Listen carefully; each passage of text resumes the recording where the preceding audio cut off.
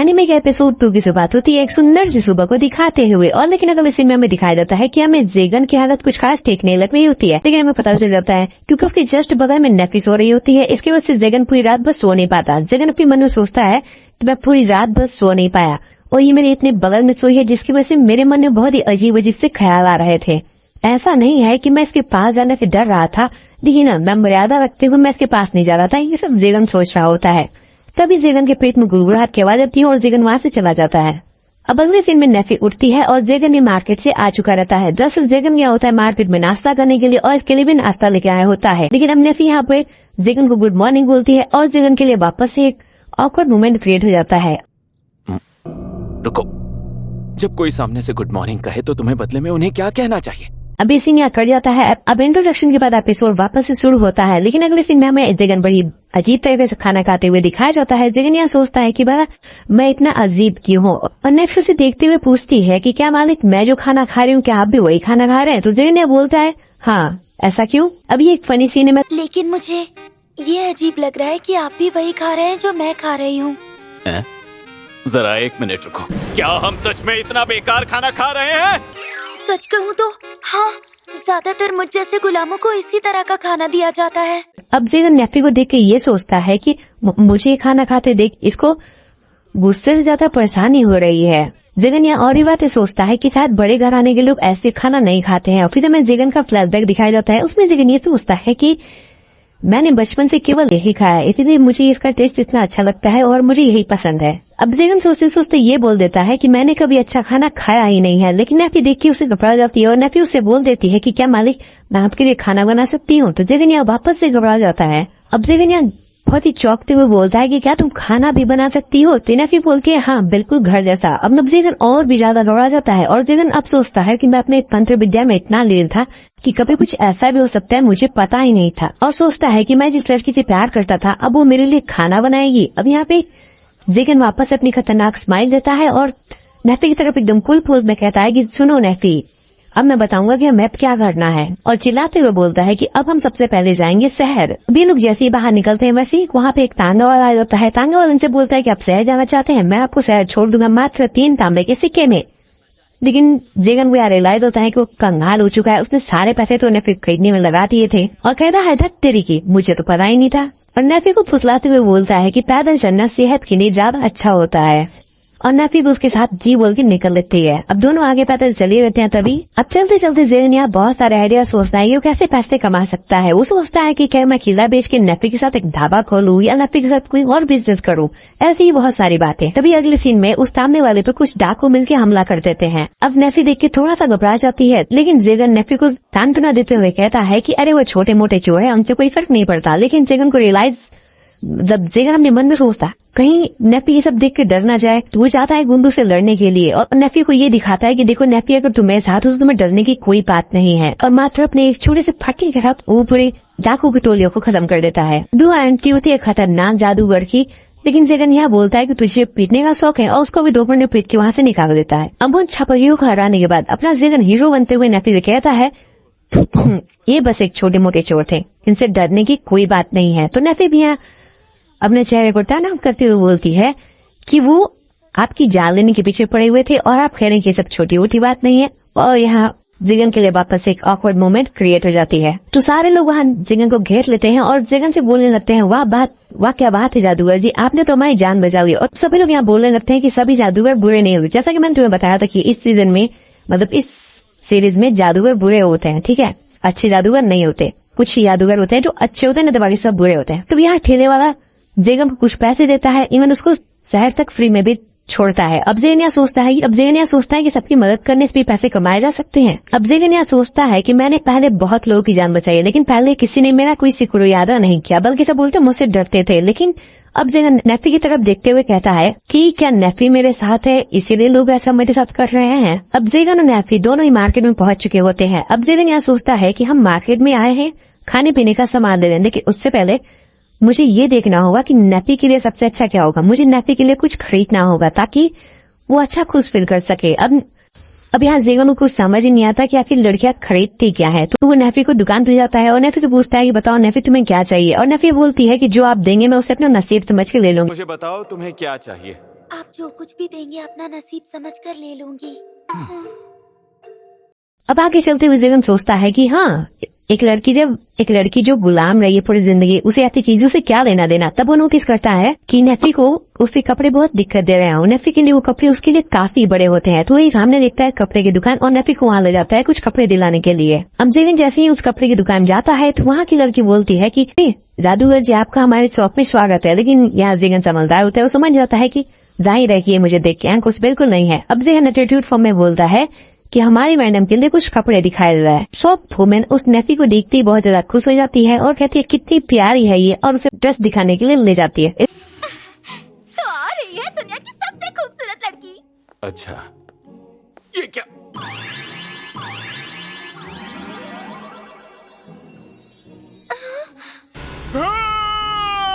उड़ गए ना होश। मेरा तो मन कर रहा है कि मैं खुद को शाबाशी दे दूं। तुम्हारा दिमाग तो ठीक है, मैंने तुमसे कहा था इसके लिए अच्छे से कपड़े लाना।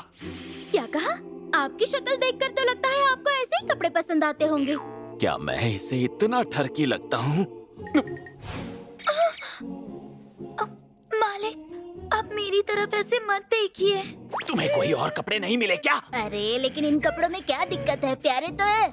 अब वो शॉप वुमेन उसे दूसरे कपड़े पहना ले जाती है, लेकिन जिगनिया चिल्लाते हुए बोलता है कि तुम उसे वो कपड़े नहीं पहनाओगी, समझी। अब वो शॉपकीपर नेफी को ड्रेस पहना के लाती है जिसमें नेफी बहुत सुंदर लग रही होती है। अब यहाँ एटीट्यूड फॉर्म में कहता है कि बताओ नेफी, तुम्हें ये ड्रेस कैसी लगी। तो नेफी यहाँ बोलती है कि अगर आपको पसंद है मालिक तो मुझे पसंद है। तो यहाँ जिगन चुपके से बोलता है कि अगर तुमने जल्दी डिसाइड नहीं किया तो वो लड़की तुम्हें वापस से पहले जैसे ड्रेस पहनाने लगेगी। तो यहाँ नेफी हड़बड़ाते हुए बोलती है कि मुझे ये ड्रेस बहुत ज्यादा पसंद है। अभी दोनों शॉप से जा रहे होते हैं, तभी शॉपकीपर वापस आती है और नेफी के वो कान में बोलती है कि तुम काफी खुश नसीब हो कि तुम्हारी मालिक तुम्हारी इतनी फिक्र करते हैं। अभी नेफी अपनी मालिक को देखते हुए कहती है कि मेरी मालिक मेरी फिक्र करते हैं।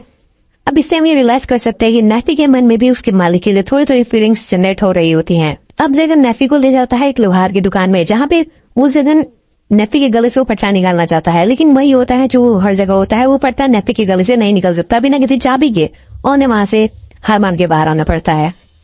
अब जिगन जाने से पहले उसको उसका इनाम देता है कि तुम्हारी इतनी खुश करने के लिए उसे कुछ पैसे देता है, लेकिन वो आदमी कहता है कि अरे नहीं, मुझे इसकी कोई जरूरत नहीं है। तो जिगन कहता है कि अब रख भी लो। तो वो आदमी कहता है कि नहीं, अगर मुझे लेना भी होता तो मैं आपसे पैसे कभी नहीं लेता, क्योंकि एक वक्त की बात थी। अपने वो फ्लैट तक सुनाते हुए कहता है कि एक वक्त की बात थी, मैं और मेरी बेटी एक खतरे में फंसे हुए थे, लेकिन आप वहाँ आगे हमें बचा लिए और हम वहाँ से भाग गए और आपने हमें भागने का मौका भी दिया। अब वो शॉपकीपर उससे माफी मांगता है कि कहता है कि मुझे माफ कीजिएगा कि मैंने उस वक्त आपको गलत समझा। लेकिन यहाँ जीवन सोचता है कि अब तक मैंने जितने कमीनों को सबक सिखाया, हो सकता है उसमें से ये भी किसी कमीने से परेशान हो रहा होगा। अभी दोनों को शॉपिंग करने में काफी शाम हो जाती है और ये दोनों अब एक रेस्टोरेंट में डिनर करते हैं। यहाँ नेफी जगन से बोलती है कि मालिक, क्या अभी पट्टा निकलवा रहा है? आप जानते हैं ना कि अगर पट्टा निकल गया मेरे गले से तो मैं भाग भी सकती हूँ। तो जगन अपने मन में सोचता है कि मुझे इससे कोई फर्क नहीं पड़ता, ऐसा हो भी सकता है नहीं हो सकता है। आखिर मैं तुमसे प्यार करता हूँ और मैं तुम्हें जबरन तो रखना नहीं चाहता हूँ। आखिर मैंने तुम्हें खरीदा भी तुम्हें आजाद करने के लिए ही था। जगन यहाँ एटीट्यूड फॉर्म में कहता है कि तुम इतना खुश मत हो, ये जरूरी नहीं कि मैं तुम्हारा कॉलर अभी निकाल रहा हूँ। और जगन वापस का गिल्ट फील करता है।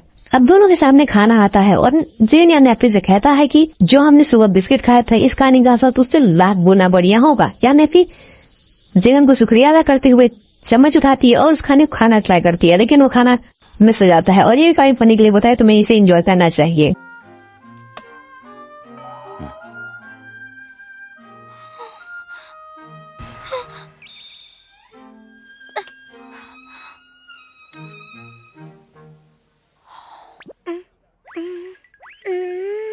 ऐसे ये तो बहुत ही ज्यादा स्वादिष्ट है।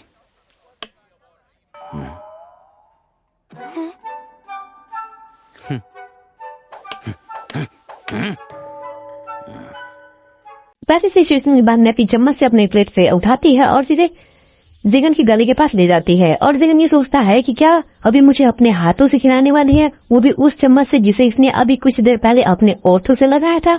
अब यहाँ दोनों ही बहुत ज्यादा शर्मा रहे होते हैं और नेफी उसे खिलाने के बाद दोनों ही अलग अलग मुंह बनाकर शर्मा जाते हैं। और यहाँ जिगन बोलता है अच्छा है। और यहाँ नेफी जिगन से बोलती है कि मालिक, क्या आप मुझे कभी कोई हुक्म नहीं देते? तो जिगन बोलता है जैसे कि, तो यहाँ नेफी बोलती है कि कुछ ऐसा जैसे कि क्या आप मुझे कोई हुक्म दे सकते हैं कि मैं अपने जो मेरा मन करे मैं वैसा सारे काम करूं, मैं अपनी मर्जी से सारे काम करूं। अब जेगन उसे एटीट्यूड फॉर्म में उसे परमिशन दे भी देता है। जेगन उसे पूछता है कि क्या तुम ये सब कर भी पाओगी? नेफी यहाँ हाँ में जवाब देती है। अब अगले सीन में बिना मौका वेस्ट किए जेगन में अपने हाथ से नेफी को खाना खिला देता है और नेफी भी खा लेती है।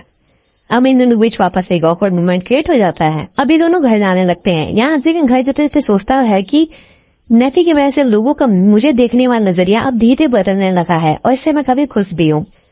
अब हमें वही हसीना दिखाई जाती है जिसे कि हमने एपिसोड 1 में देखा था, जिसकी तुमने संतरों के दर्शन किए थे। यहाँ हसीना वो सोच रही होती है कि वो सब एक सपना नहीं था। यहाँ देखो यार जेगन उसे बुला दिया था सब कुछ कि उसे वो ऐसा लगी वो सब सपना था। यहाँ हसीना ये सोचती है कि वो कोई सपना नहीं था, हम सच में गए थे और बुरे जादूगरों को हरा रहे थे और हम बुरे जादूगरों से लड़ रहे थे। तभी हमारे टीममेट ने हमसे गद्दारी की है और वही वो शख्स था जो फेस डीलर था और वो हमारे पार्टनर्स पे हमला करने लगता है और वो मेरे ऊपर भी हमला करता है। तभी एक जादूगर आता है जो मुझे बचा लेता है, जिसका नाम जेगन होता है और देखने में उसका शक्ल किसी जल्लाद से कम नहीं लग रहा था, लेकिन मुझे ऐसा लगा कि वो काफी अकेला फील कर रहा है। यहाँ वो हसीना सोच रही होती है, तभी पीछे से एक आदमी आता है और आदमी हसीना ऐसा बोलता है कि किसी ख्याल में डूबी हुई हो। तब यहाँ हसीना खड़े होकर बोलती है कि लॉर्ड लेवल। अब यहाँ वो गुरुजी सम्मान देते हुए लड़की कहते हैं कि हाँ तुम ही वो लड़की जापात लड़की हो जिसने सभी लड़कियों को बचाया है और वो जुर्म होने से रोका है। अब इन्होंने बीच काफी बातें होती हैं, जहाँ गुरुजी कहते हैं कि जब उसकी घर की तलाशी हुई तो हमें पता चला कि इस सब के बीच एक और जादूगर का हाथ था जिसका नाम था जेगन। क्या लड़की कहती है कि ऐसा हो नहीं सकता है, आपको शायद कोई गलत फहमी हुई होगी। तो यहाँ कहता है कि नहीं, ये जादूगर खुद को बहुत ज्यादा महान समझते हैं, इसीलिए वो ऐसा काम करते हैं। अब हमें क्या कर रहा है कि अभी हमें उस जादूगर को भी खत्म करना है। यहाँ सीना बोलती है कि अगर आप यही चाहते हैं तो यही होगा।